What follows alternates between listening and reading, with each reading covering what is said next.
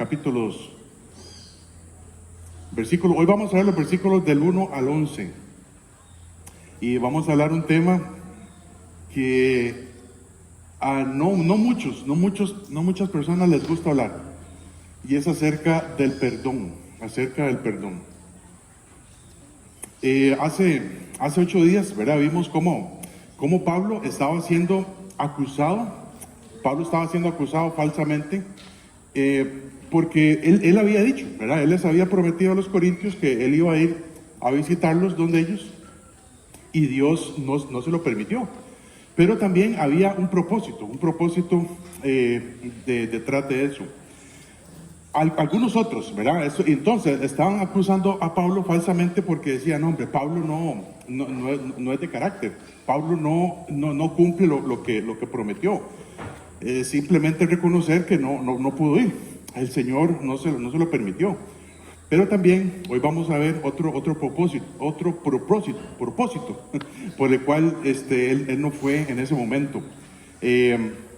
También algunos otros en Corinto, o muy probablemente las mismas personas que estaban diciendo eso, ¿verdad? Que Pablo no cumplía lo que prometía, etcétera. Algunas personas también se estaban diciendo, es que Pablo se está queriendo dejar la ofrenda que él nos dijo que iba a recoger para Judea, ¿verdad? Para los hermanos que estaban pasando por una hambruna. Pablo tenía compromiso, ¿verdad? Como vimos hace 8 días, Pablo tenía compromiso de irlos a visitar cuando fuera el tiempo correcto, para ayudarlos, para establecerse en la fe, para que ellos hicieran lo mismo, ¿verdad? Ayudar a otros para establecerse en la fe. Hablamos un poco acerca de esto del discipulado, ¿verdad? Que el método es, uno evangeliza a alguien, lo discipula para que haga lo mismo, para que evangelice y discipule a otra persona. Entonces, Pablo también tenía compromiso de andar con Dios, ¿verdad? Y él les dice, yo tengo la conciencia limpia. A pesar de que me están acusando falsamente, yo tengo la conciencia limpia. Y yo pongo a Dios por testigo.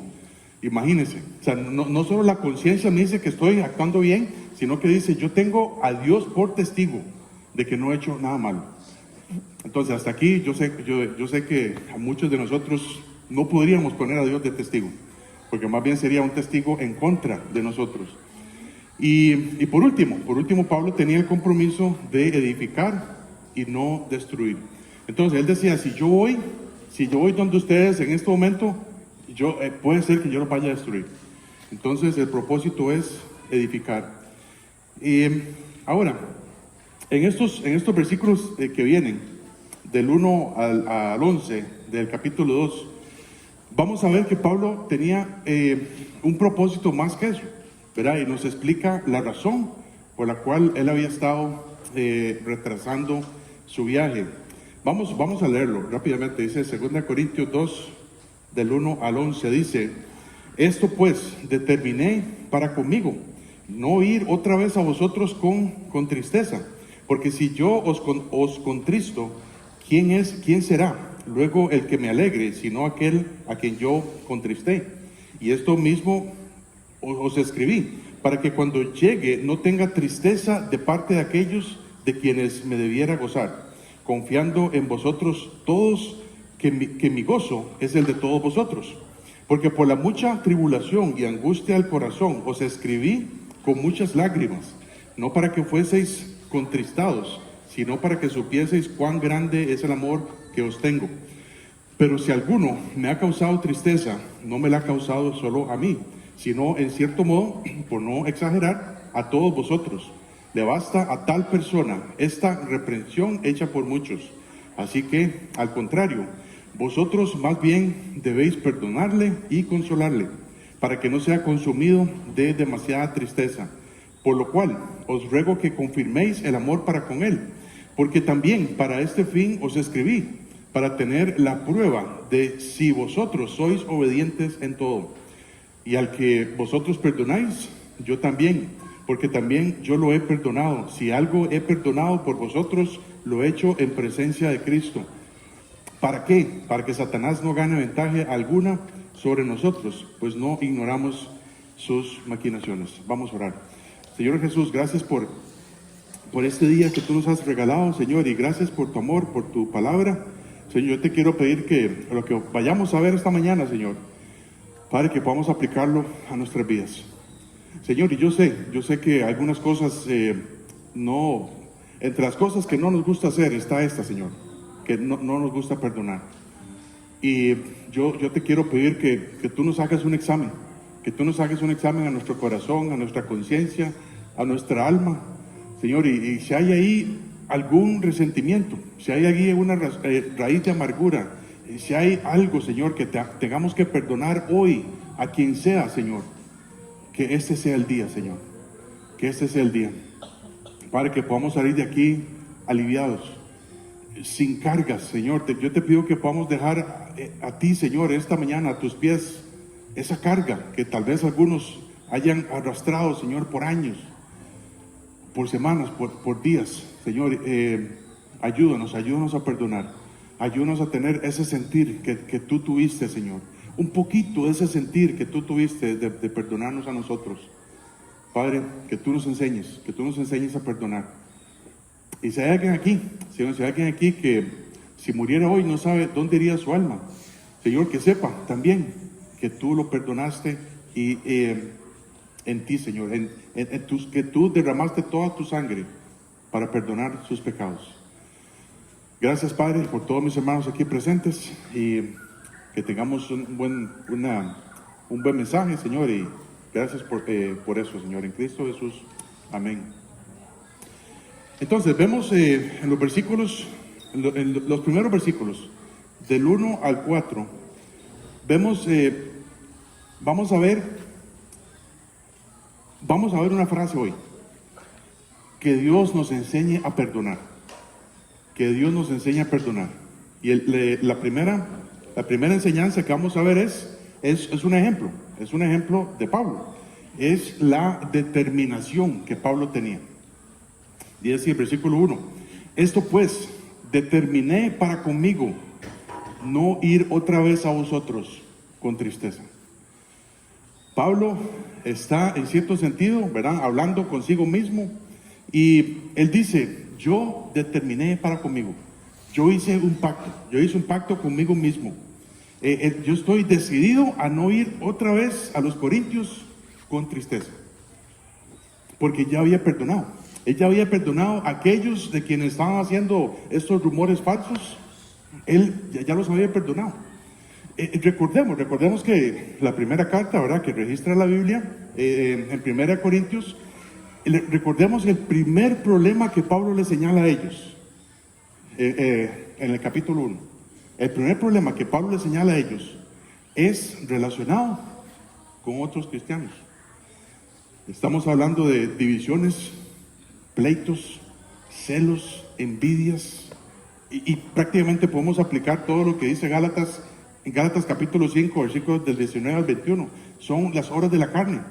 Pero todo esto que estaba pasando en Corinto era relacionado con otros cristianos. Ellos tenían problemas con otros hermanos, ellos tenían problemas con sus hermanos en Cristo. Todos sabemos lo que nos enseña la Biblia. Si somos cristianos, ¿verdad? Si somos cristianos, ya sea de aquí a poco tiempo, o si usted es un cristiano de años, ¿verdad? No quiero decir que usted es un cristiano viejo, ¿verdad? Porque no, si usted es un cristiano que lleva mucho tiempo con Dios, todos sabemos lo que dice la Biblia con respecto al perdón. Es fácil aprender eso, pero difícil de aplicarlo. ¿Por qué? Porque el perdón tenemos que morir a nosotros mismos. Pero Pablo dice: yo, la verdad, yo ya estoy decidido. Yo ya estoy determinado. Que si yo voy a donde ustedes, yo ya los perdoné. Eso es lo que Pablo está diciendo acá. Todos sabemos, ¿verdad? Dice el libro de Colosenses, ¿verdad?, que el acta de decretos que había en nuestra contra, en contra nuestra, dice que ya fue clavada en la cruz, ¿verdad? Ya Dios nos perdonó todos los pecados en Cristo Jesús, pasados, presentes y futuros. Ya Dios nos perdonó todos nuestros pecados. Cristo Jesús derramó toda su sangre para lavarnos todos nuestros pecados, para perdonarnos. Y cuando alguien nos ofende, dice el libro de Mateo, que yo tengo la obligación de perdonar a ese hermano, ¿cuántas veces? 70 veces 7. Y si usted es un matemático, ¿verdad? ¿Usted sabe cuánto es ese número? 490 veces. 7 por 7, 49, ¿verdad? Ok, no estoy mal todavía. 7 por 7, 49. Si le agregamos un cero más, entonces son 490 veces. Hermanos, yo no sé, pero si usted tiene un cuaderno y dice, es que yo llevo 89 veces que yo perdoné a Junior, le faltan 401 veces, ¿verdad? Para seguirlo perdonando. No. Nadie lleva un cuaderno, ¿verdad? Bueno, yo perdonaba a fulano, a sutana tantas veces. No, simplemente lo que está diciendo el versículo es, perdónela las veces que sea necesario. Si alguien nos dice que le hemos hecho algún daño, ¿verdad? Si alguien dice, vea, hermano, es que, bueno, no sé si cómo nos dicen, ¿verdad? Pero, hermano Luis, vea, es que usted me hizo esto y yo no sé, yo quiero aclararlo. Viera que me ofendió. La razón normal de un cristiano debería ser, ay, no sabía. O tal vez sí lo sabía, pero perdóneme entonces, ¿verdad? Esa es la razón. Eso es la reacción normal que un cristiano debería tener. Aún si sabemos que alguien tiene en contra, si yo sé que alguien tiene en contra mío algo, yo tengo que perdonarlo. Yo tengo que aplicar esto es lo que dice Pablo acá. Yo tengo que determinar para conmigo cualquier cosa que me hagan, perdonarlo. De una vez. Ni siquiera esperar a que la persona me diga, viera que yo hice esto y esto en contra suya. No, de una vez perdonarlo. Hermanos, si no perdonamos a nuestro hermano, a nuestra hermana en Cristo, va a haber rencor en nuestra alma. Y ese rencor en nuestra alma se siente ahí en las entrañas. Cuando usted ve a alguien, ¿verdad? Que sabe que esa persona le ha hecho algún daño, usted dice, qué dicha, hay viernes, hermano. Usted siente algo adentro ahí, y es en las entrañas. Ahí se le retuerce ahí las tripas, ¿verdad? Y usted dice, ay, yo tengo una raíz de amargura. Yo tengo que perdonarlo, yo tengo que perdonarla. Porque si yo dejo eso ahí, va a echar raíces. Y pueden salir, ¿verdad? Pueden seguir creciendo, ¿verdad? Dentro de nuestra alma, ¿verdad? Y entonces debemos de ser determinados, debemos de ser decididos a perdonar de una vez. Ni siquiera esperar que la persona llegue y me ofrezca una disculpa. De una vez yo tengo que perdonar. Dice el versículo 2 también. 2 Corintios 2:2 dice, porque si yo os contristo, ¿quién será luego el que me alegre, sino aquel a quien yo contristé? Pablo sabía que estos hermanos en Corinto necesitaban un buen regaño.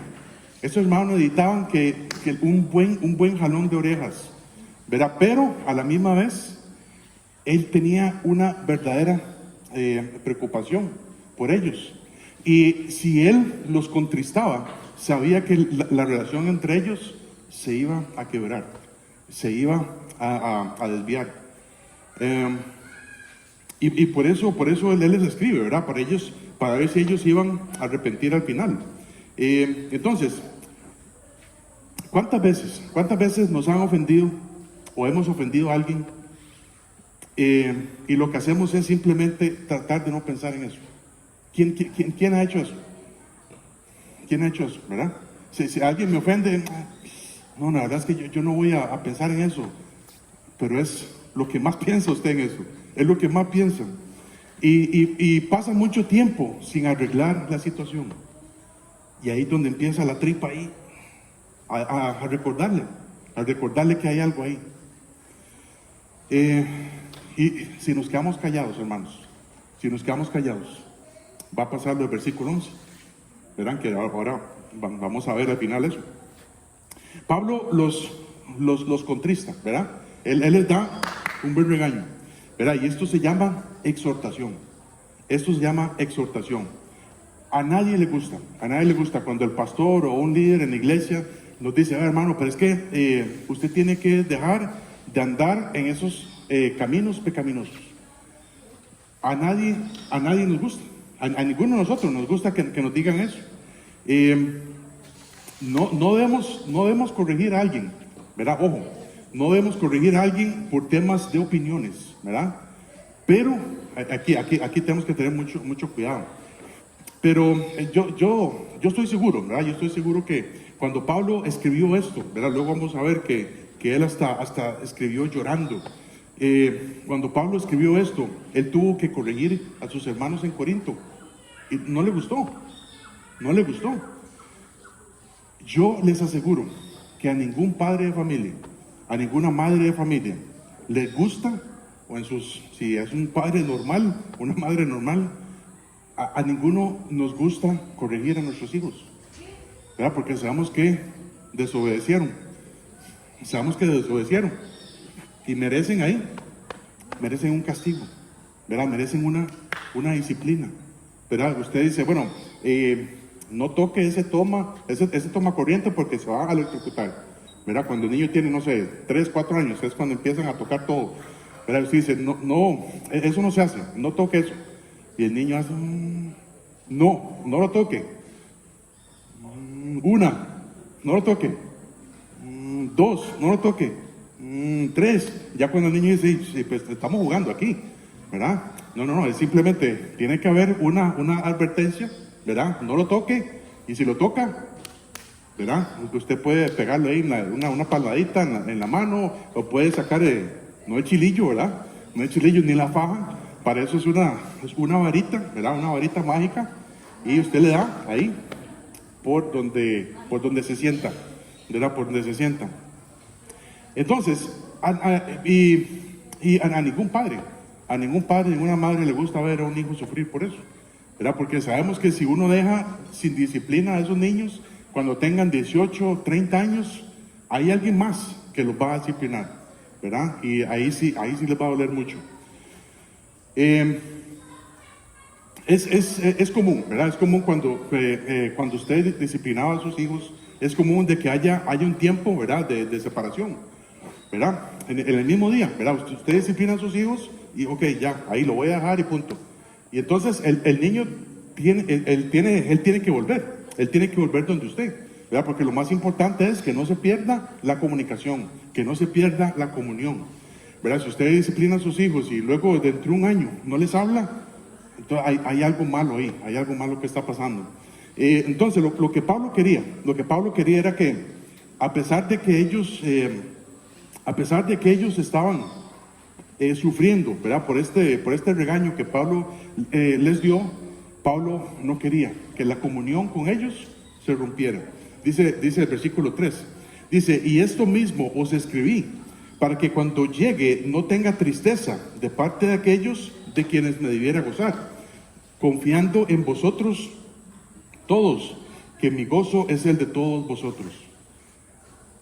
Pablo les escribió porque él sabía que era lo mejor para ellos en ese momento, ¿verdad? Si él iba donde ellos, como vemos luego, ¿verdad? Él iba a sacar la paja.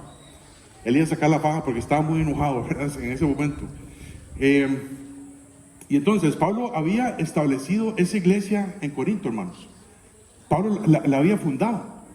Él había invertido mucho tiempo en ellos. Año y medio se quedó con ellos al principio. Y entonces él tuvo que salir, ¿verdad? Porque eso era lo que él hacía, establecía una iglesia, se iba para establecer otra, para establecer discípulos. Y luego que él sale y escucha que estos hermanos que él dejó allá, que estos hermanos que él había invertido mucho tiempo de su vida, estaban haciendo divisiones, estaban haciendo pleitos, estaban haciendo chismes, estaban teniendo celos, no celos de los buenos, ¿verdad? Que es un celo por Dios, celos de los malos, y un montón de cosas más que ellos debieron de corregirse. Dice así, segunda Corintios 12, del 20 al 21. Dice ahí mismo, ¿verdad? Segunda Corintios 12, del 20 al 21, pues me temo que cuando yo llegue no os halle tales como quiero, y yo sea hallado vosotros cual no queréis, ¿verdad? Con esa actitud de regaño. Que haya entre vosotros contiendas, envidias, iras, divisiones, maledicencias, murmuraciones, soberbias, desórdenes, que cuando vuelva me humille Dios entre vosotros, y quizá tenga que llorar por muchos de los que antes han pecado y no se han arrepentido de la inmundicia y fornicación y lascivia que han cometido. Hermanos, aquí este es un corazón de un padre. Este es un corazón de un padre. Dice Pablo, si yo llego y si yo los encuentro así, yo me voy a sentir triste. Yo voy a estar triste. Dice, yo voy a tener que llorar. Voy a tener que llorar.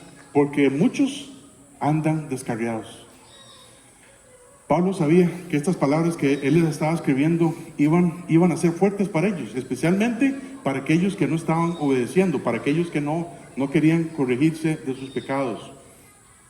Y no fue fácil para Pablo. No fue fácil para Pablo escribir estas cosas. Saber que sus palabras iban a contristar a algunos. Y sabe, estos son momentos tristes. Esos son momentos tristes para pastores, para líderes en la iglesia, para maestros. Saber que se les ha hablado, saber que se ha invertido mucho tiempo en instruirles la palabra de Dios, y simplemente algunos no quieren obedecer a Dios. No quieren. Algunos no quieren obedecer a Dios, y eso es triste. Eso es triste, ¿verdad? Y eso es lo que Pablo está diciendo acá. Dice el versículo 4: porque por la mucha tribulación y angustia del corazón os escribí con muchas lágrimas.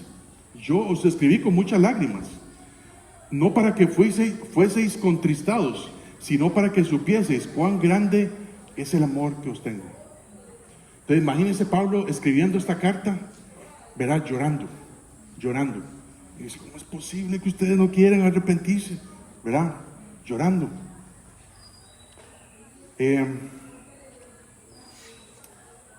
Pablo siempre tuvo una carga por ellos. De hecho, ¿verdad? Cuando hay otro pasaje, no lo vamos a leer acá ahorita, pero dice en Romanos 9, del 2 al 3, que él tiene una gran tristeza y dolor continuo en su corazón por sus hermanos judíos, ¿verdad? Que no han querido arrepentirse, que no han querido reconocer que Jesucristo es el Señor. Y él tiene una gran tristeza por ellos. Y también tiene una carga especial por estos hijos espirituales, los corintios. Y él sabía que era lo mejor para ellos, pero ellos no querían obedecer, o algunos no querían obedecer. Entonces, a pesar de que algunos estaban inventando algunos falsos, ¿verdad? Uno estaba inventando rumores de que Pablo, sí, Pablo qué bárbaro, dijo que iba a venir y no vino, ¿verdad? Él también se quiere dejar la ofrenda que es para Jerusalén. A pesar de que estaba inventando esos rumores, él les dice, yo ya determiné para conmigo que yo ya los perdoné. Y cuando tomamos esta actitud, y que es la de un cristiano andando en el Espíritu Santo, vamos a estar aliviados. Y no pensar, uy, es que fulana me hizo esto, uy, sutano me hizo el otro. ¿Sabe? Por eso es que mucha gente cristiana deja ir a las iglesias, deja de congregarse por esta razón, porque no quieren perdonar, y quieren seguir con esas raíces de amargura, y lo más importante es que van a dejar de servir a Dios. Y eso no es lo que Dios quiere. Van a dejar de servir a Dios. Esa es la determinación, que Dios nos enseña a perdonar, y que lo haga de una vez por todas allá adentro, ¿verdad? Que seamos determinados, que seamos decididos de una vez a perdonar. También, el segundo punto, vamos a ver que Dios nos enseña a perdonar, y aquí vemos el deber de los corintios, ¿verdad? Que es el deber para nosotros. Dice versículo 5. Pero si alguno me ha causado tristeza, no me la ha causado solo a mí, sino en cierto modo, por no exagerar, a todos vosotros. Aquí podríamos estar hablando de dos escenarios, ¿verdad? En primer lugar, podemos estar hablando del escenario de que Pablo perdonó, ¿verdad?, a estas personas o a esta persona que le estaba haciendo estos rumores falsos, ¿verdad? Pero también yo me inclino más a que Pablo mencionó esto por la persona que estaba fornicando con su madrastra en 1 Corintios capítulo 5. Dice así, 1 Corintios 5 del 1 al 2, ahí te lo recuerdo. 1 Corintios 5 del 1 al 2 dice: de cierto se oye que hay entre vosotros fornicación, y tal fornicación cual ni aún se nombra entre los gentiles, tanto que alguno tiene la mujer de su padre, es decir, su madrastra, y vosotros estáis envanecidos. ¿No debierais más bien haberos lamentado para que fuese quitado de entre vosotros el que cometió tal acción? Entonces, todo depende de que Pablo está hablando también de esta persona que estaba haciendo esto. Se trata de un miembro de la iglesia, que estaba en una relación de fornicación abierta con su madrastra. Pero, dice así el versículo 6, dice, le basta, o sea, ya es suficiente, le basta a tal persona esta reprensión hecha por muchos. Pablo dice, ya fue suficiente la reprensión que le están haciendo. O sea, ya este muchacho entendió. Todo indica, ¿verdad? Todo indica que este hombre se había arrepentido, ¿verdad? Que ellos siguieron el consejo de Pablo, ¿verdad? Le llamaban la atención, no sé cómo lo hicieron, ¿verdad? Si lo expusieron ahí en la iglesia o qué, ¿verdad? Pero todo indica que este muchacho se había arrepentido. Pero ellos todavía lo seguían castigando y reprendiendo. Y lo que sigue entonces son las instrucciones o el deber que los corintios tenían para con él. Dice así, versículo 7. Dice, así que, al contrario, o sea, en lugar de seguirlo maltratando, en lugar de seguirle reprendiendo, dice, vosotros más bien debéis perdonarle y consolarle. Perdonarle y consolarle, para que no sea consumido de demasiada tristeza. Si el muchacho se arrepintió, ustedes tienen que perdonarlo. Ya es suficiente. Ya perdónelo, consuélelo y ya. Si alguien te ofende y muestra arrepentimiento, ¿verdad?, por lo que hizo, dice la Biblia que debemos perdonarlo.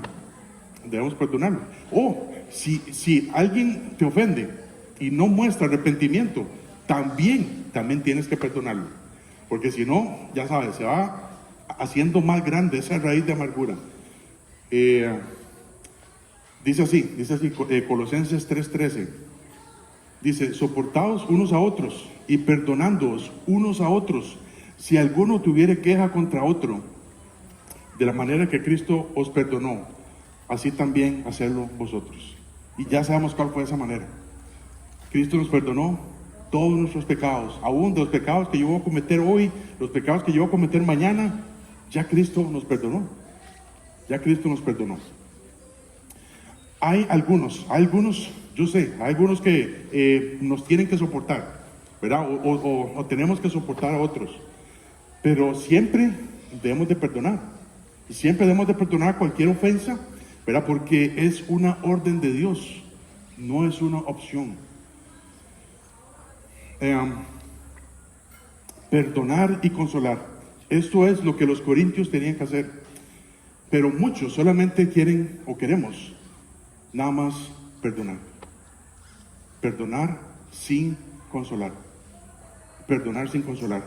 Dice el libro de Filipenses 2, del 1 al 2, dice, por tanto, si hay alguna consolación en Cristo, si algún consuelo de amor, si alguna comunión del Espíritu, si algún afecto entrañable, ¿verdad? Hablando de las entrañas, si alguna misericordia, completad mi gozo, sintiendo lo mismo, teniendo el mismo amor, unánimes, sintiendo una misma cosa.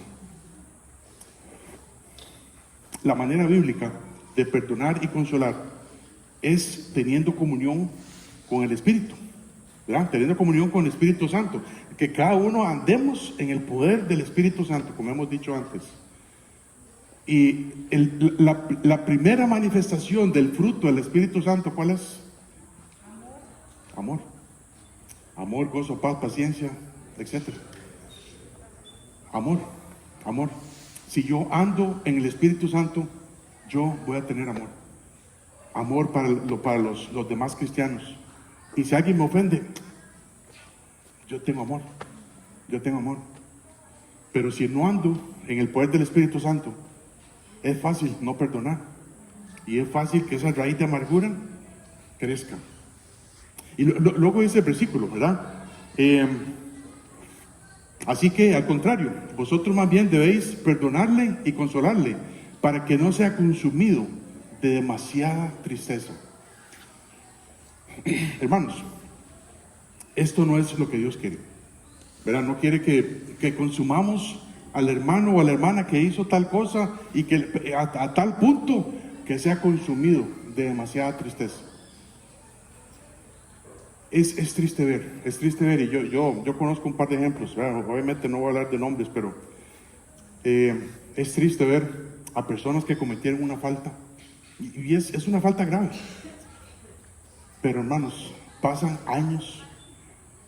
años, décadas, y todavía está eso vivo, y el hermano que hizo esa falta, se arrepintió, dijo públicamente, yo hice esto y esto, y pasan 40 años y la persona está consumida en tristeza.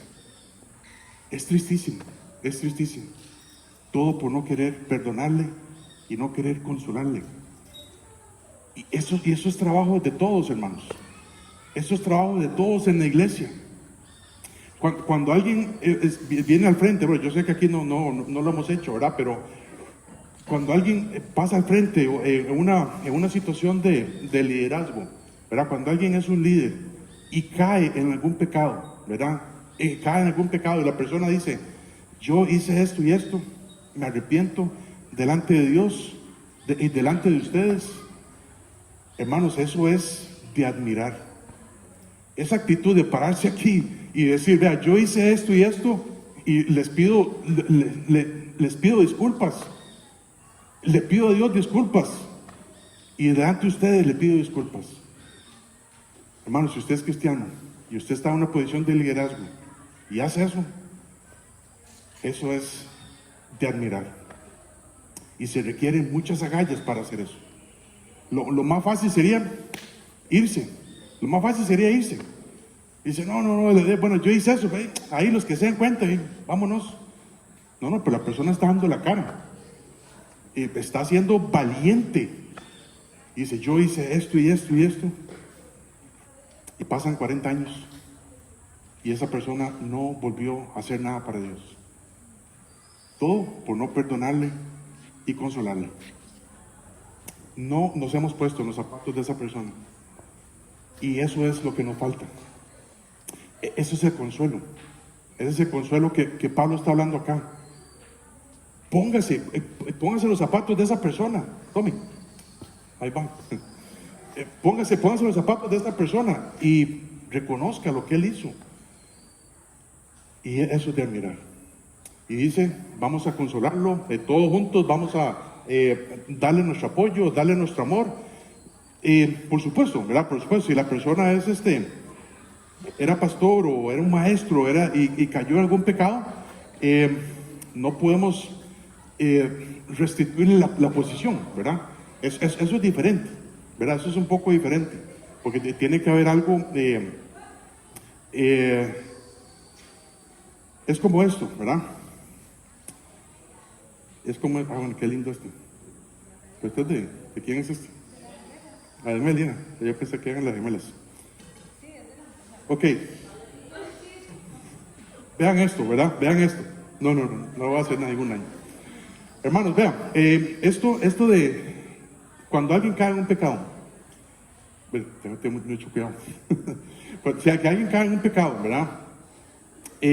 Esto tiene que ver mucho después con la madurez, ¿verdad? Y alguien dice, yo caí en un pecado, está bien, lo reconocemos, lo perdonamos, lo consolamos, pero inmediatamente no puede agarrar esto, ¿verdad? Sino que tiene que agarrar esto. Tiene que haber un proceso. Tiene que haber un proceso. Es como el niño, ¿verdad? Como el niño que dice, papi, yo quiero agarrar esto. Yo quiero agarrar este cuchillo, ¿verdad? Porque me parece que es muy interesante, ¿verdad? Tiene un mango muy bonito y muy pesado, ¿verdad? Es un niño, ¿verdad? Por ejemplo, un niño de 8 años, 6 años, que quiere jugar con el cuchillo. Y el padre dice, no, jamás, usted no puede jugar con el cuchillo, se va a cortar, va a cortar a alguien, se va a sacar un ojo. Usted lo que tiene que hacer es jugar con esto, ¿verdad? Porque aquí usted no va a correr peligro. Lo mismo ocurre con nosotros, hermanos. Lo mismo ocurre con nosotros. Tal vez no tengamos la madurez suficiente para agarrar todavía el cuchillo y ocupemos jugar todavía un tiempo con el peluche. Eso es lo que pasa. Eso es lo que pasa. Y el padre ve esto, ¿verdad? El padre es sabio, sabe que esto le va a hacer daño. Entonces dice, no. Pero es que el chiquito está llorando, yo quiero mi cuchillo. Pero el padre sabe que esto le hace daño. Así que, aunque llore, patalee, tome. Esto es lo que usted necesita. Esto es lo que usted necesita en este momento. Y puede ser que va a llegar el tiempo en que pueda agarrar bien el cuchillo y lo pueda maniobrar mejor, que lo maneja el padre. Pero no debe ser consumido de demasiada tristeza, ¿verdad? Porque este hermano se puede consumir en demasiada amargura. Y la forma correcta de disciplinar a alguien es esta, dice el versículo 8. Dice, por lo cual os ruego que confirméis el amor para con él. Que confirméis el amor para con él.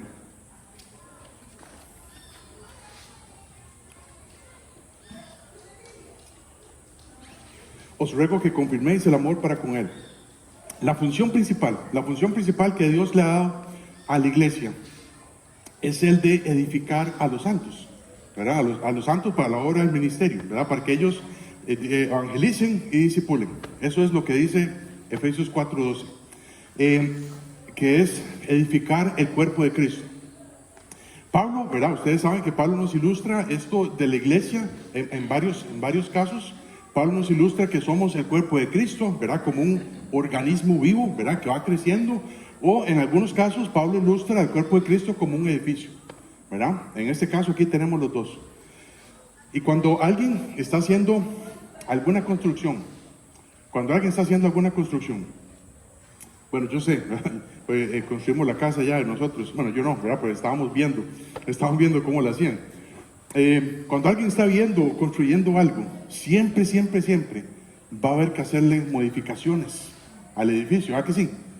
¿Verdad? Este ladrillo no se puso bien, entonces hay que meterle un ladrillazo, ¿verdad? Para que se vuelva a acomodar, ¿verdad? Hay una varilla torcida, esto que el otro, pero hay que hacerlo. El maestro de obras tiene que decir, no, hay que arreglar eso porque hay que arreglarlo. Si no, no podemos avanzar en la obra, ¿verdad? No podemos poner el techo, no podemos poner aquí, no podemos poner nada. La tarea principal es de edificar, la de completar la casa, completar el edificio. Y nosotros como cristianos estamos en la misma tarea, de edificar el cuerpo de Cristo. Y hay que hacer lo que sea necesario para completar la obra que Dios nos dio que hacer. Como seres humanos, ¿verdad? Como personas, con un montón de defectos, ¿verdad? Somos con un montón de defectos, empezando conmigo. Va a haber cosas que arreglar. en esta iglesia. Un ladrillo mal puesto, ¿verdad? Un ladrillo que no quiere ser levantado para ser puesto en el edificio, ¿verdad? O alguien, lastimosamente, alguien cayó en algún pecado y hay que restaurarlo y hay que edificarlo. Entonces, ¿cómo podemos edificar correctamente?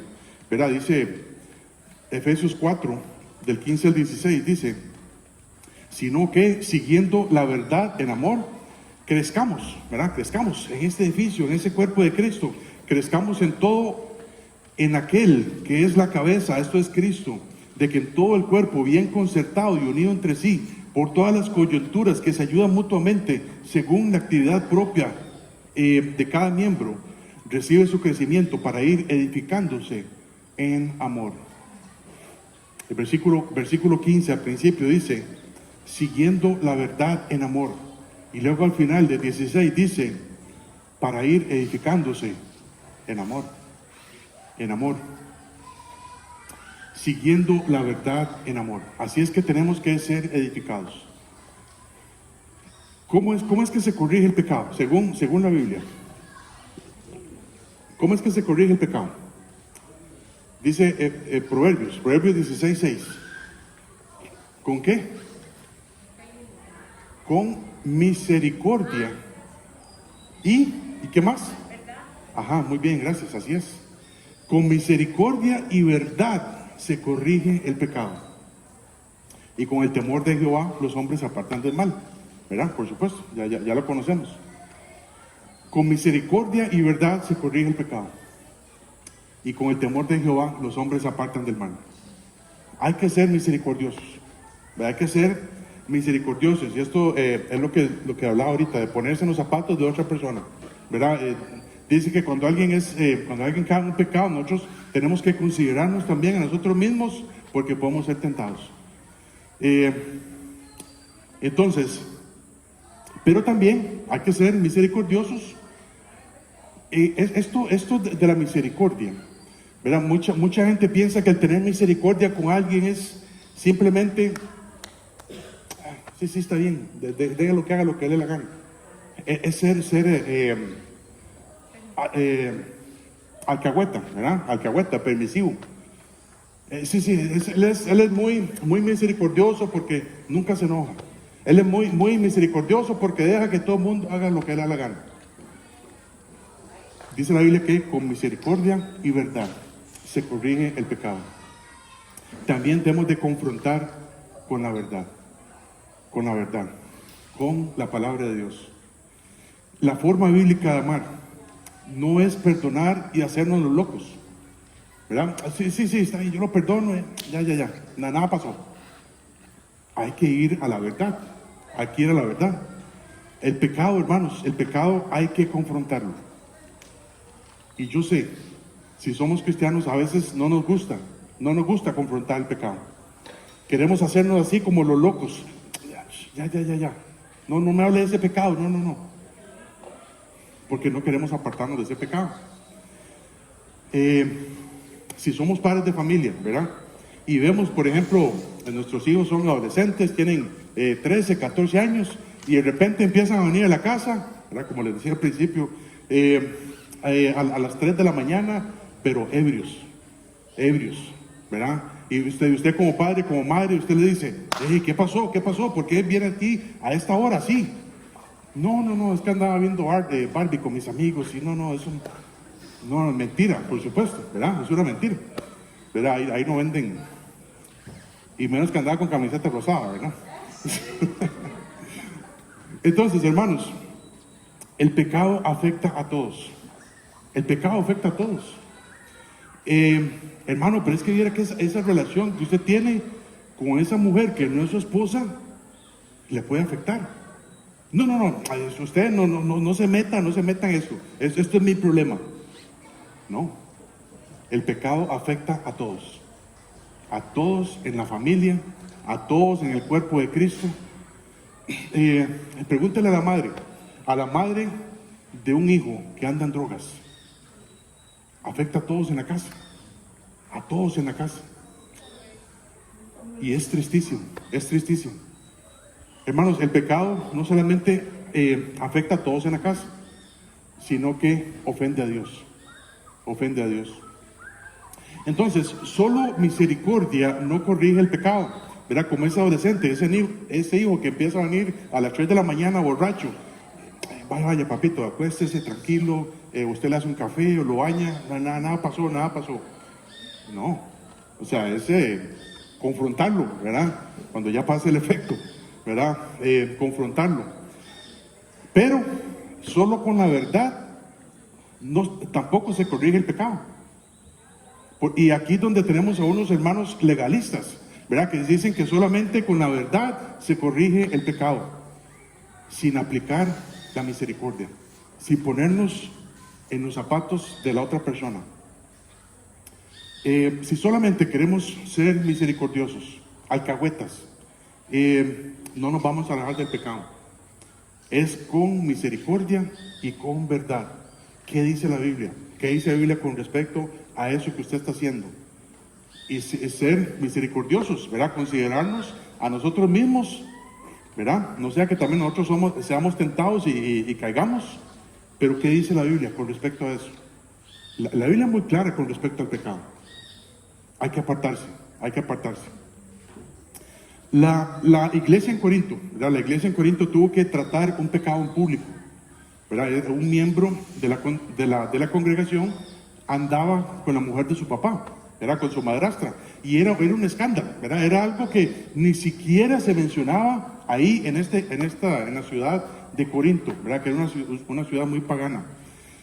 Dice así otra vez, 1 Corintios 5, del 1 al 2.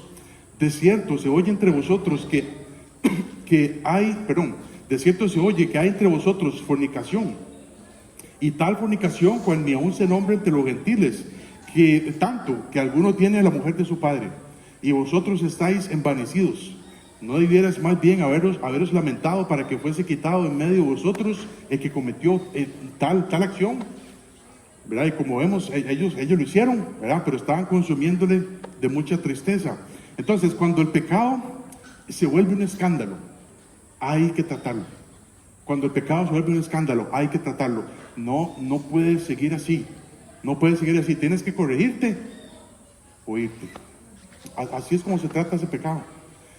Dice así, el versículo 3 también, 1 Corintios 5, 3 al 5. Ciertamente yo, como ausente en cuerpo, pero presente en espíritu, ya como presente he juzgado al que tal cosa ha hecho, ¿verdad? Con misericordia y verdad.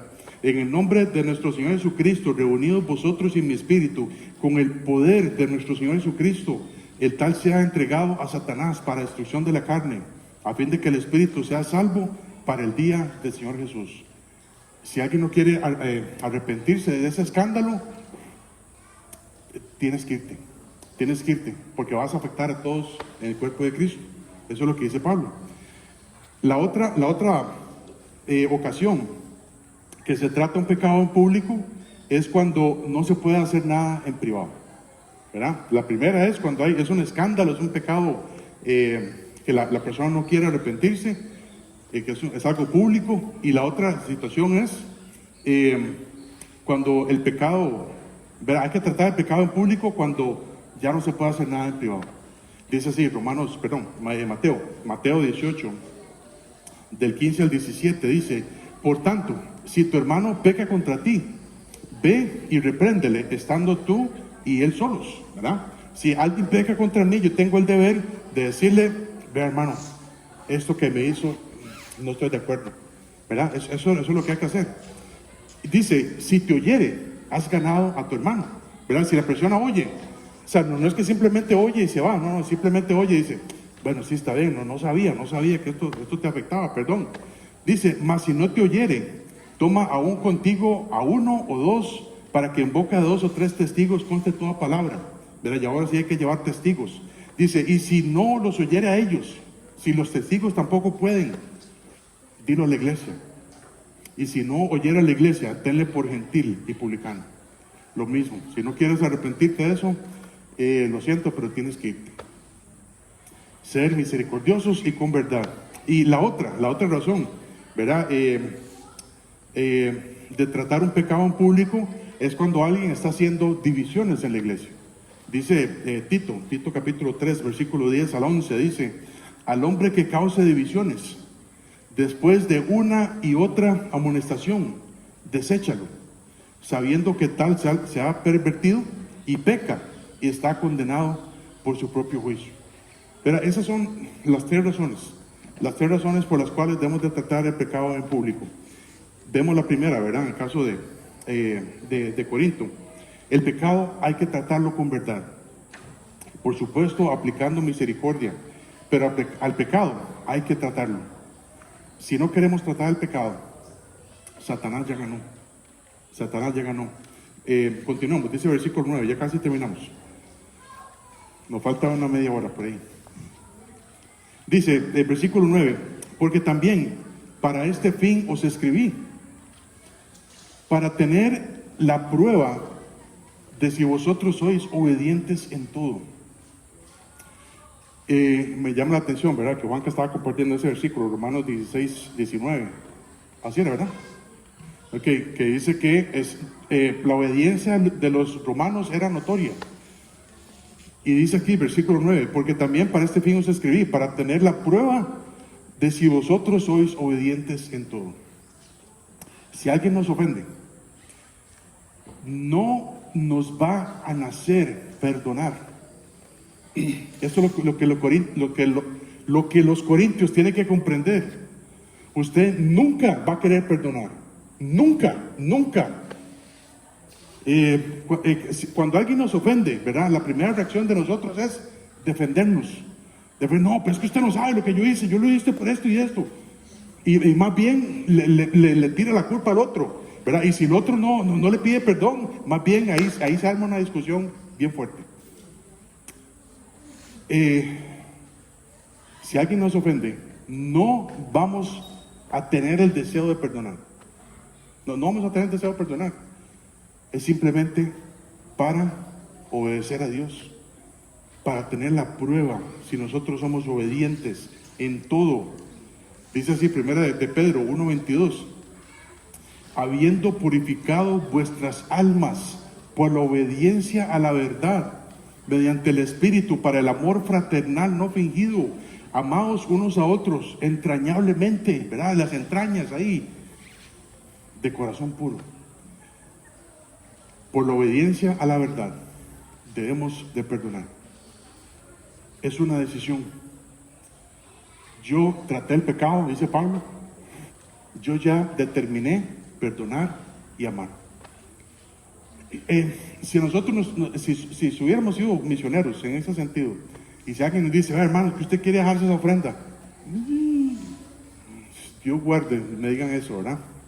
Vea, hermano, es que usted dijo que usted iba a venir y no cumplió. Usted no es alguien de palabra, usted no se puede confiar. Vea todo lo que yo he hecho por ustedes, y cómo es posible. Eso es lo que Pablo tenía que hacer, según nosotros, ¿verdad? Según yo. Pero él decide: yo ya los perdoné. Antes de ir donde ustedes, yo ya los perdoné. Dice el versículo 10: y al que vosotros perdonáis, yo también, porque también yo lo he perdonado. Y si algo he perdonado, por vosotros lo he hecho en presencia de Cristo. Pablo no solo, él no estaba con ellos, ¿verdad? No estaba con ellos cuando se dio ese asunto de disciplina de ese hermano. Pero por el amor, ¿verdad? Por el amor y por la obediencia que estos hermanos podían tener, él les dice: yo estoy con ustedes. Yo estoy con ustedes. Si ustedes lo que quieren es perdonar, lo que quieren es consolar, yo estoy con ustedes. Adelante. Estamos en la misma página, en comunión con Cristo.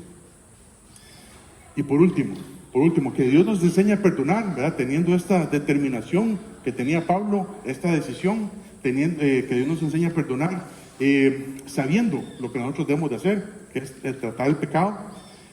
Y por último, que Dios nos enseñe a perdonar para defensa del diablo. Dice así, versículo 11: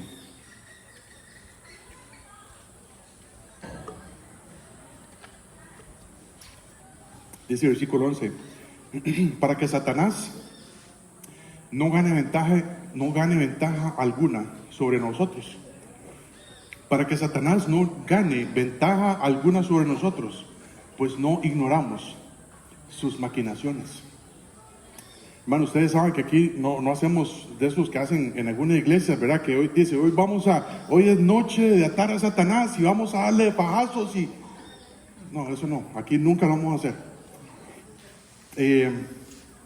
Algunas iglesias quieren echarle la culpa al diablo de todo, ¿verdad? Según la Biblia, lo que hemos aprendido es que tenemos tres enemigos, ¿verdad? La carne, el mundo, el diablo. Satanás es muy astuto. Satanás es muy astuto. Es más astuto que usted y que yo. Es más astuto que todos nosotros juntos. Y él tiene sus maneras de trabajar.